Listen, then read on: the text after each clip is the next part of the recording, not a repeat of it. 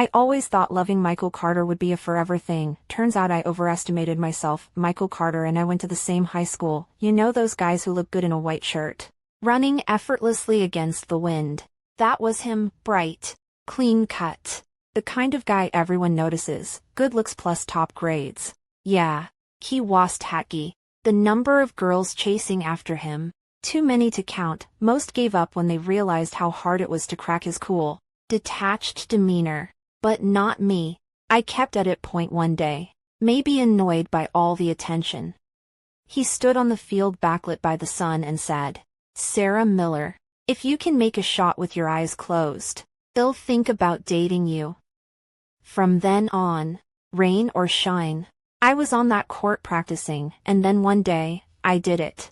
I looked up at him and asked, "So, does that offer still stand?"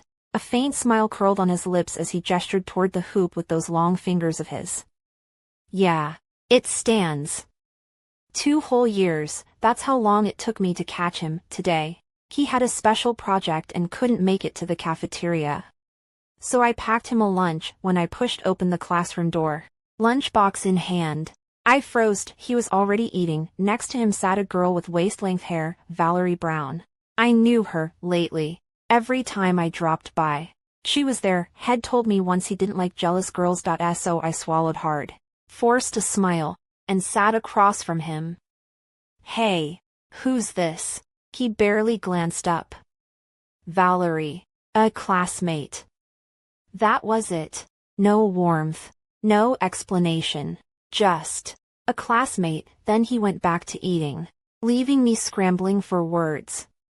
"You said you'd wait for me," I finally muttered. He looked up, sunlight catching in his eyes, bright, almost too bright. "Didn't want to waste time.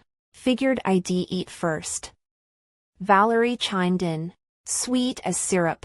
"Oh, don't mind me. I just ordered extra takeout since he hadn't eaten." Pathetic excuse, yeah, because out of the entire school, he's the only one who missed lunch. I didn't bother hiding my annoyance. I politely showed her the door. "Don't overthink it," Michael said later, ruffling my hair. "Nothing's going on." I nodded, quietly sliding my homemade lunch toward him. "Eat this instead. That takeout's junk." "Sure." Head explained. Ishol felt better, but the knot in my chest wouldn't loosen. Being with him was like holding sand, always afraid it'd slip through my fingers. He wolfed down the food like he was starving. For a second, I almost forgot why I was upset. Then I noticed his gaze flicker toward me, or maybe I imagined it. "Can you maybe keep some distance from other girls?" The words tumbled out before I could stop them. He shrugged. "Yeah. Okay." So casual, like I'd asked him to pass the salt. Was he even listening? Or just humoring me? That was Michael Carter. Always in his world. Untouchable. I stayed by the window, watching him long after my legs had gone numb. At the podium, sleeves rolled up, he scribbled equations with that effortless grace of his, confident, composed. I didn't understand a single symbol. Philosophy major meets chemistry genius. Maybe that was the problem. Him, pure logic. Me, all emotion. When the session ended, he was swarmed. Too many people. Too much space between us. Loving someone that much better than you. It hurts. He finally noticed me pushing through the crowd. His brow furrowed. "Why are you still here? Wanted to walk back together." He grabbed my bag. "Don't wait next time. Lab work'll run late." The cafeteria was nearly empty. Just a few couples whispering over trays. I studied him across the table, chewing, silent, whenever talked much. But I'd seen him laugh with classmates. Was it me? Or just no common ground? "Tomorrow," I blurted. "Movie date." He paused. "If nothing comes up." I spent hours getting ready. My roommates teased me. "Look at you, all giddy over a movie." It's rare, okay. I'm making it count. As I debated outfits, one roommate sighed. "Sarah, Do you think he likes you? They'd been saying it for months. He's not into you, but he must have cared. Right. When I lost my meal card. He helped me search for hours when I stepped on a nail. He carried me to the infirmary that day. Pressed against his back. I whispered. Michael, do you like me? Even a little. No weight behind it. But it was something. Did it matter? I didn't know anymore. Loving him was like some unshakable chemical reaction. Just being near him felt like enough. The theater was dark. I dozed off halfway through when I woke. The credits were rolling. Michael's profile glowed under the screen's light, so focused. Unreachable, before I could think. I kissed his cheek. He didn't pull away. Back at the dorm. Chatter about the state tourism souvenir contest buzzed around me. Cross-major teams allowed. By the time I went to sign up with Michael, had already teamed up with Valerie. I nearly screamed. Sheknosh's my boyfriend. My roommates rallied. Total snake. Can't stand girls like that. 3 days of scheming later. I got myself onto Michael's team when Valerie saw us together. Her eyes turned red with rage. Why do you pair with her? I asked as we walked home. Roommates signed me up. Said she had a strong proposal. Everyone knew extra awards help with grad school admissions. You're not mad, are you? I whispered. Look. I'm not the jealous type. I don't care who he hangs out with even if they're girls. But Valerie Brown. She's different. Her intentions are way too obvious. Not mad. I said quietly. Relieved, sure. Valerie had talent, but so did I. I launched into my ideas for the project like a burst dam. Since it's about travel souvenirs, we should highlight our state's landmarks. What if we use Pinewood Valley as the theme? Tons of tourists go there, they'd love it. Or Coastal Horizon. That deep blue ocean is pure poetry. For the design, maybe tote bags. Eco-friendly and practical. Or t-shirts. Done. Michael suddenly stopped walking, cutting me off. His shirt collar fluttered in the evening breeze as he looked down at me. The dim streetlight shadowed half his face, making his expression unreadable. Yeah. Done. Good. Let's eat. The sky burned orange as I waited under a maple tree, clutching a small cake. Today was Michael's birthday, and since he couldn't go out, I brought the celebration to him. Couples strolled past as the wind picked up.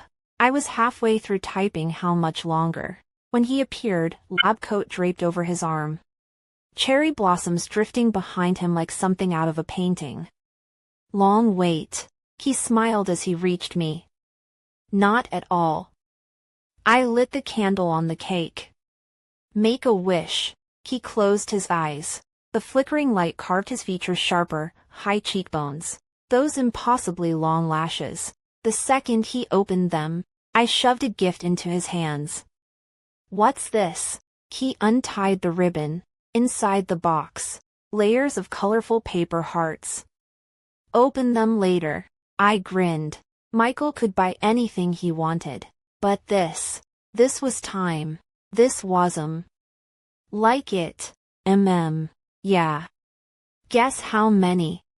520. I pretended to pout. Had ruined the surprise. But seeing him after days apart, I couldn't stop talking. I rambled about everything until I realized he wasn't responding. Just watching me. Am I talking too much? Kinda. Then his hand was in my hair, pulling me into a kiss that felt more frustration than affection. Students whistled as I gasped for air. Breathe next time. He smirked. After that, Valerie and I were at war. She trash-talked me everywhere. Sarah Miller's just a clingy stalker who won't let Michael have female friends. Pathetic. If she wanted him so bad, why not try chasing him? Then our designs turned out identical. I stormed to the organizer's office. Valerie was already there, playing victim. ID never copy. Who knows how Sarah got my ideas? The professor rubbed his temples. One of you is lying. Sort it out, we're only submitting one entry. My stomach dropped. If I got accused of plagiarism, Michael's grad school chances could tank. I ran to him, desperate. I didn't steal anything. Prove it, he said flatly. We stared at each other. You don't trust me. I trust evidence. Evidence, not me. Fine. I'll show you. I turned and left, back in my dorm. I racked my brain. Only my roommates had seen my drafts, but no way they'd betray me. Then I remembered. I de-sketched in an empty classroom once. The security footage was my only hope. Day 1. The office was closed. Day 2. Systems down. Day 3. A friend of my roommate, some tech major, said the files might been deleted. But I'll try recovering them. Miraculously, he did. The video showed Valerie sneaking photos of my work while I napped. When she found out I had proof, she begged me to drop it. I didn't. Her design was better, intricate paper cut borders versus my simple umbrella tote. But originality mattered more. Later, campus buzzed with Valerie's scandals. Stealing boyfriends. Scams. Even affairs with married men. The girl needed a new planet. When my design got selected, I sprinted to Michael, gleefully trashing Valerie. You Javito, stay away from her. Did you hear about these she's involved with? So gross, no decent girl would. He listened silently, and for once, I wondered, was I any better? Since when did you become so petty? Michael Carter suddenly blurted out. His words hit me like a bucket of ice water dumped over my head. I stared at him, stunned, trying to process what he meant. Did I hear that right? Did he just call me petty? How am I being petty? Tears welled up in my eyes, and I roughly wiped them away with the back of my hand. You know, she and I used to be neighbors, right? The plagiarism scandal had already humiliated her. Now you're digging up all her dirty laundry. How is she supposed to show her face at school? Why should I care how she shows her face? She's nothing to me. When she accused me of plagiarism, did she ever stop to think about my reputation? And let's be real, she brought this on herself. She's made enough enemies. If her secrets got out, that's on her. The way Michael looked at me made it seem like I was completely unreasonable. I'm not defending what she did, and we can't control what other people do, but I just hate seeing things escalate like this. Why does it have to be all or nothing? I understood now. The subtext of his words was clear. He thought I was being vindictive, that I was trying to destroy Valerie Brown. Sasha played a dirty game and lost. And now it's me fault. Because I exposed her. Now I'm the bad guy for making her life miserable. Michael Carter, I don't want to talk to you right now. I yanked my hand away from his, my voice sharper than it had ever been with him before. I was fuming. Okay. Fine, I'll admit They've stirred the pot a little. Booch just started it. If her past was so squeaky clean, none of this would have happened in the first place. I stormed back to my dorm and took out my anger on the plush toy Head bought me, punching it over and over, and knew he and Valerie had a history, and Ignush must have gone running to him. I could just imagine the sob story she spun, painting me as some scheming villain who had it out for her. And what did Michael do? He probably believed her. Otherwise, he wouldn't have said what he did today. I wasn't even asking him to take my side. I just wanted him to listen when I vented, but he couldn't even do that. Instead, he turned it around on me, called me petty. The floodgates opened, and tears streamed down my face. I'd never felt this awful before, like my chest was being squeezed so tight a third. I didn't care what anyone else thought of me. But him. He was supposed to be my boyfriend. So, Michael Carter. What exactly am I to you? Just some vindictive jerk who kicks people when they're down. My phone buzzed. His call. Are you crying? His voice crackled through the speaker. No. I took a quiet breath, forcing my tone to stay even. Not that it mattered if I admitted it. It wasn't like he'd comfort me anyway. Every time I got upset, I always ended up swallowing it down and moving on by myself. I don't even remember what he said after that. All I know is, for the first time, I hung up on him. The screen still glowed with his name, Michael Carter. Suddenly, he felt so far away. When my competition piece went on display, a studio rep approached me. They wanted to buy the rights for mass production. The piece was originally designed for a tourism campaign. So I texted Michael about it. He just replied with a single okay. The awards ceremony, organized by the Provincial Education Department, was a huge deal. The venue was packed, buzzing with energy, but I sat quietly in the crowd. Completely alone, I checked my phone. Still no reply. ID asked him to come, but there was no sign of him. The sunlight did nothing to warm me as I half listened to the conversations around me, watching the others accept their awards. I couldn't help but feel a pang of envy. They were all there with their friends, their teammates, and then there wasn't by myself when my name was called. The host even asked, "Where's your partner?" "He's probably not coming," I said. "Do you want to wait a little longer? An event like this doesn't happen often." They said it's better to have your whole team on stage, that it makes the moment more special. No. It's fine. The gold trophy was heavy in my hands. I looked around, but there was no one to share it with. Everyone else had someone. It had no one. The photographer told us to smile for the camera. So I forced one. Just like everyone else. Afterward, Michael finally texted, "Not gonna make it." ID already guessed. See. Good thing I didn't wait. Who knows how long I'd have stood there like an idiot. I didn't bother reaching out to him over the next few days. He was probably busy. The library wasn't far from the West Campus cafeteria. So after studying, I headed there for dinner. Out of nowhere, the clear sky split open. Torrential rain poured down. No umbrella.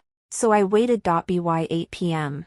After dozing off and waking up, it was still raining. The streetlights barely cut through the downpour, their glow stretching into the distance. The late autumn wind bit through me, and I shivered, instinctively reaching to pull my jacket tighter, only to remember I was just in a t-shirt. After a long hesitation, I called Michael. No answer.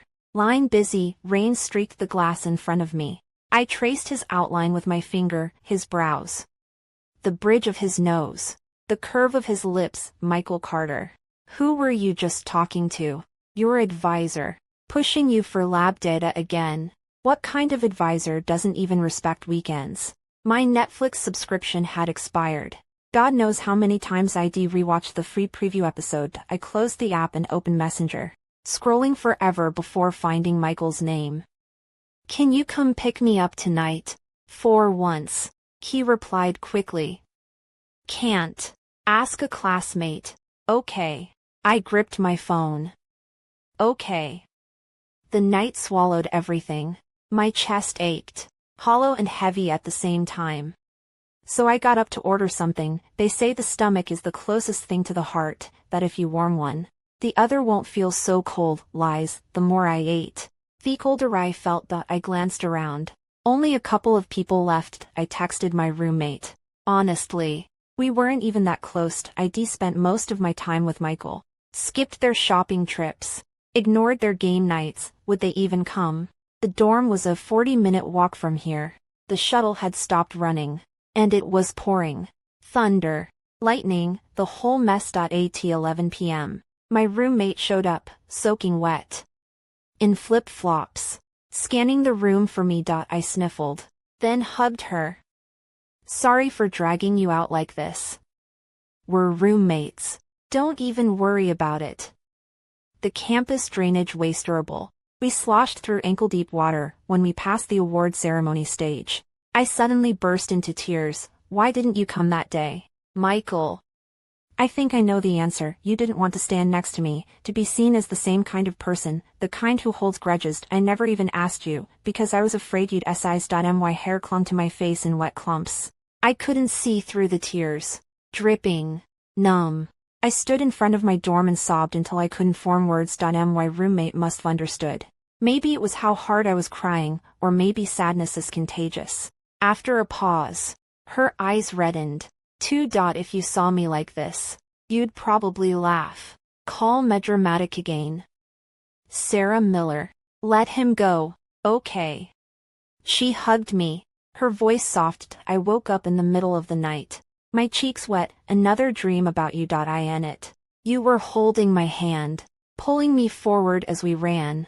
The wind rushed past us, And when you glanced back at me, your smile was so warm, you led me under the maple tree, your eyes bright with starlight, looking exactly like the boy who made my heart skip all those years ago.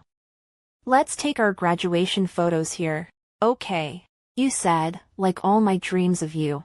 It was perfect. So why was I crying? Because right before I woke up, someone whispered, "Silly, dreams are the opposite of reality."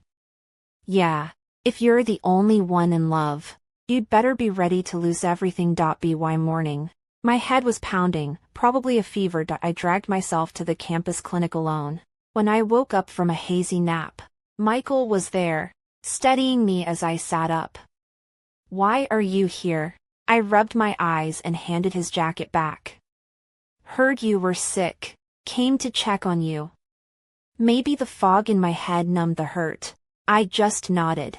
Too tired to say more. The nurse pulled out the 4. Unlike other boyfriends, he didn't hold the gauze for me, unlike usual.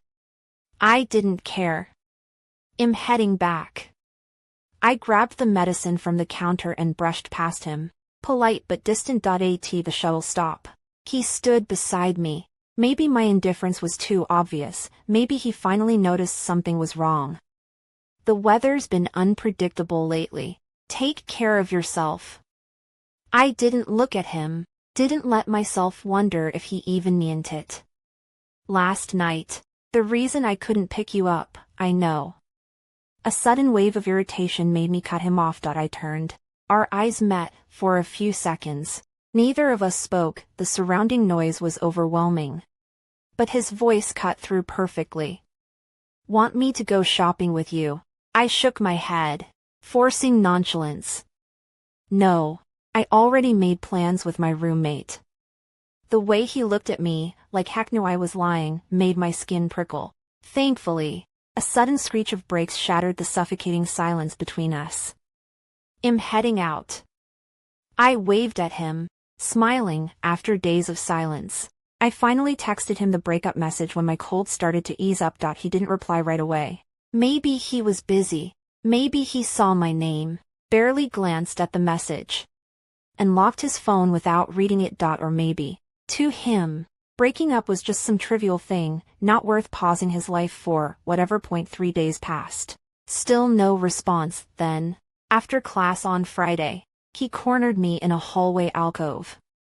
"You said you want to break up." He stared at me like I was some bizarre creature he couldn't comprehend. I nodded. "Stop messing around."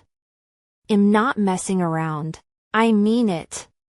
The evening wind was strong, but I kept my voice steady. "Reason." His hands were shoved in his pockets.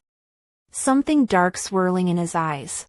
The fading light made it hard to see, not that I cared to. "I don't like you anymore." I turned to leave. His gaze wasn't on me, but as I brushed past, his hand clamped around my wrist. "What did I do wrong?" "Nothing." "I don't get why you're picking a fight out of nowhere." His tone was infuriatingly calm. Like this was just another minor inconvenience. Rage flared. I whirled to face him. "Right. Because in your eyes, I'm always the unreasonable one, aren't I? You've been waiting for this, haven't you? I'm dramatic, petty, selfish. That's why you never believe me, why you never take my side. I don't even know what I am to you, probably less than a casual friend. Every time I came to you, you acted like I was some annoying burden you couldn't shake. So, guess what? I'm done bothering you. Happy now." A long silence. Then, voice rough. "Why are you doing this?" Tears I hadn't realized were falling blurred his face. He looked almost uncertain, reaching to wipe them away, but I turned my head. Why? Maybe it was because that night's rain was too heavy. It drowned everything, even the fire I'd once had for him. The wind on the way back was brutal, stealing my breath, making the tears unstoppable. "Did you two fight again?" my roommate asked when I returned. Silent and hollow. A messenger notification popped up, Michael asking if it meant the breakup. "No, we're done." I typed the reply as I said it. Sarah Miller. It's for the best. Think about how much you've given him. Lying in bed after sending that message. It wasn't, but also lighter, Michael Carter. I'm not scared of losing you anymore. You were never really mine to begin with, time's too short. I've wasted enough of mine on you, I hate change. But for you, I tried so hard. Ran toward you even when you pushed me away. I kept watching your back. Wondering if I wasn't good enough, if being better would make you stay. But no, love isn't about merit. That's just a bonus. Not the price. I could never read you. Maybe to you, I was just expendable, the truth. You just didn't like me enough. Right? Did you ever like me at all? I don't know. Don't want to know. All I know is, I'm done. Loving you was exhausting. It's time to move on. I haven't gone shopping with my roommates in ages. Haven't looked outside my window in forever. I am not brave. But loving you, that I held on to, not anymore. You must been tired, too. Huh.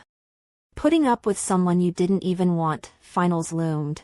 Sarah Miller and her roommates camped in the library, debated theories, gossiped under streetlights, and laughed like the 20-somethings they were. This was how college should feel. She was grateful they'd stuck together, with different schedules. Sarah finished exams before Christmas. After packing gifts for her roommates, she decided to head home early. Sarah Miller. Ever been to that viral shopping street in the next state? Huh. No. Why? Her roommate, the one with the cute little snaggletooth grin, leaned in as Sarah folded clothes. You have to go. Especially at Christmas, it's wild. I'd be there if I weren't stuck with exams. Could be a good distraction. Sarah figured. Why not? It was on the way.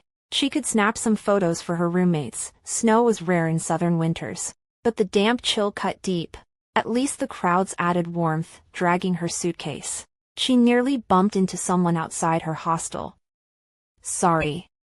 Wasn't looking. No worries. The guy wore a black puffer jacket and a charcoal plaid scarf. His smile was easy. Need help? He eyed her overloaded backpack, shopping bags, and heavy luggage. I'm good, thanks. She hated inconveniencing strangers. The hostel had no elevator, and her room was on the 3rd floor, narrow, winding stairs and all. Let me. She turned. It was him again. Same hostel. Before she could protest, he hoisted her suitcase effortlessly. At over 6 feet. It was nothing for him. I'm Ethan Taylor, by the way. Sarah Miller. Here for vacation. He looked college-aged, probably on break like her. Nah. I'm a tour guide here. Tour guide. Sarah's last experience with one had been a scam. Hey, not that kind. Ethan laughed. My friends and I run legit tours, no shady stuff. Got sick of seeing tourists get ripped off. He even flashed his student ID for credibility. Sarah, reassured, asked, got space for me tomorrow? Absolutely. The viral street was packed. Ethan knew the best spots, where to get perfect grilled meat, bubble tea, and sweet tofu dessert. Which shops were worth it, which to avoid. She was already having fun when he said, wait till night. The ancient towers light up. The night market explodes, that's when it's alive. Mid-stroll, Sarah checked her phone. A notification froze her. Everything okay? Ethan paused when she slowed. Just. Something came up. You can go ahead with the others. They'll wait. The rest are with my friends. You mentioned wanting pot stickers. There's a great spot nearby. His tone was so gentle. She couldn't refuse. After sending Michael her location, she settled in a cafe. When Michael appeared, Sarah blinked. Why is he just in a thin shirt in winter? Old habits almost made her nag, but she bit her tongue. They were broken up. She had no right. Who's she? Why are you with him? Michael's first words made her stiffen. It took a second to process. Oh, that's what this is about. New friend, Ethan Taylor. For a moment, Frowning, Michael Carter said nothing. Sarah Miller stayed silent, too, creating an awkward tension. "What's going on?" Chen Xiao finally asked. I was hoping you'd give me another chance." After stammering for what felt like forever, Michael realized his words were coming out all jumbled. Sarah kept her head down, silent. "I know I messed up before. I've done a lot of thinking these past few days. I want to make this work. Stop." Sarah cut him off before he could finish. "Let's just leave it here." She already knew what was coming, the same old plea to get back together. If she let him keep talking, she might cave. But she'd put serious thought into this decision. Life without him had been good, still. She cried when she turned away. His showing up at least proved she still meant something to him, right? But the fiery passion she'd once felt had faded. Sure, part of her still cared. But her new routine, no Michael included, worked just fine. Michael Carter. "Our story ends here," Sarah whispered to herself. End of main story. Michael Carter's side story. Cold rain pattered against the window as Michael stood blankly before rows of neatly arranged lab equipment. Out of habit, he checked his phone. No new messenger messages, right? He and Sarah had broken up. How had he responded to her that day? He couldn't even remember. Why did it hurt so much now when he'd been fine before? Was it a delayed reaction? He trudged to the cafeteria and ordered fried rice. There were scallions in it. Hadn't he told the lunch lady to hold the scallions? He hated those. Wait, had he told her? Probably not, because there used to be someone who'd duck her head and cheerfully say, "2 American-style fried rices. Please, one with no scallions." Now that person was gone, and he'd forgotten his preferences. It felt surreal, like they were still together. How could Sarah leave him, after all the effort she'd put into chasing him? He knew her. She was stubborn. She wouldn't give up that easily. This was just a tantrum waiting for him to smooth things over. His thumb scrolled to that message again. Michael Carter. "Let's break up." He stared until the character's breakup looked foreign. Further up were her endless paragraphs and meme stickers. How did she always have so much to say? If he closed his eyes, he could almost see her chattering away. Now that the world had finally gone quiet, he couldn't make sense of anything. Did he love her?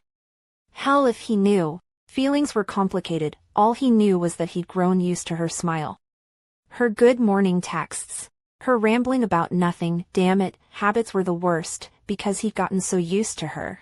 He'd taken her for granted, her moods, her sad expressions, but she'd always been the type who wouldn't leave no matter what. So why now?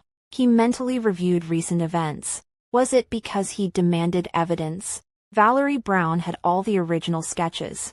He wasn't involved. How was he supposed to know who plagiarized whom? His teacher always said, "Let the evidence speak."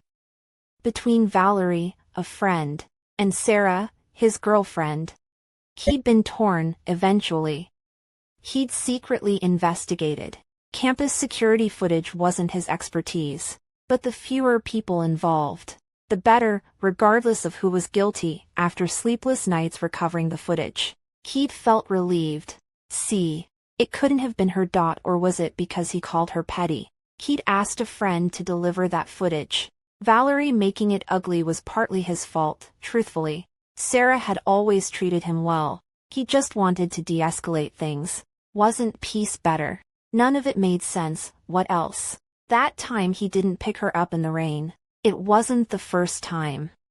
And he'd been busy, Anne. He could snap at her whenever. Leave her texts on read. Half-ass apologies when she got mad. Whatever. Small stuff. They'd gotten past worse before, because you took for granted she'd never leave. Didn't you? Michael Carter. You're a real piece of work. He muttered, appetite gone.